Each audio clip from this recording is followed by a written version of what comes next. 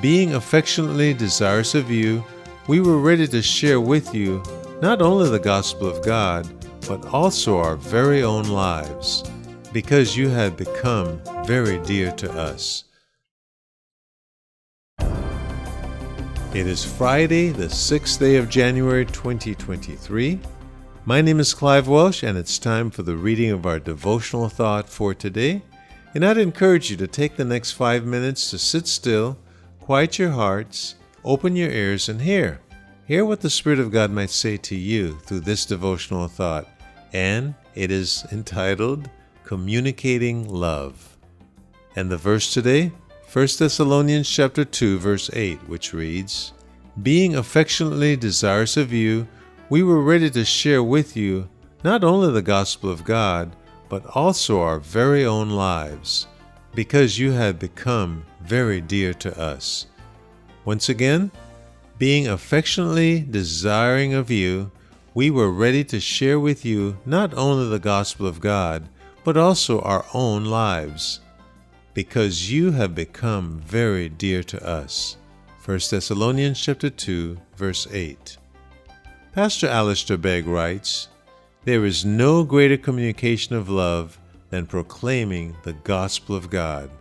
Such a love counterfeit lesser benefits, being well taught of, meeting the expectations of others, holding a prestigious title, enjoying a comfortable life, and so on, for the sake of making the good news of Jesus known. Not that those blessings can't be given to us by God, but they are not primary. Notice that Paul and his missionary partners sought to share both the gospel and themselves. The gospel is best communicated within a loving friendship.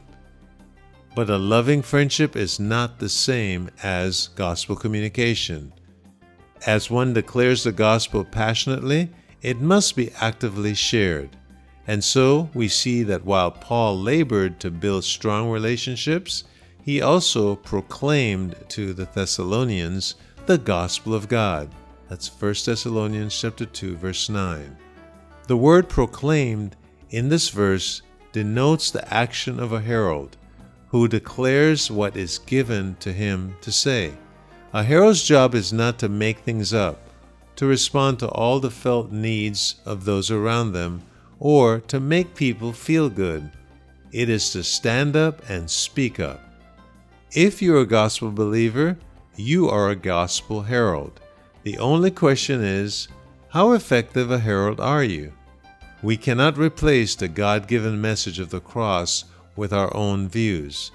If we get caught up in the desires to impress others, then we will quickly neglect what's most important.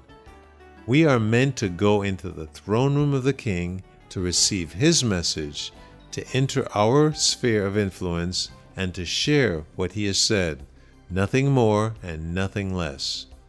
As John Stott writes, every authentic Christian ministry begins here, with the conviction that we have been called to handle God's Word as its guardians and heralds. We must not be satisfied with rumors of God as a substitute for the good news of God. Some of us then need to love others enough to spend time with them, serving them and demonstrating that we are for them, so that we might love them by sharing the gospel of love with them. Others of us, though, need to use the friendships and networks we already enjoy as bridges for the gospel. What will gospel sharing love look like for you in the place and among the people God has set you today? Whatever the answer, remember this: there is no better way you can love and care for others than to tell them the good news of Jesus Christ. And may the Spirit of God fill our hearts with that love.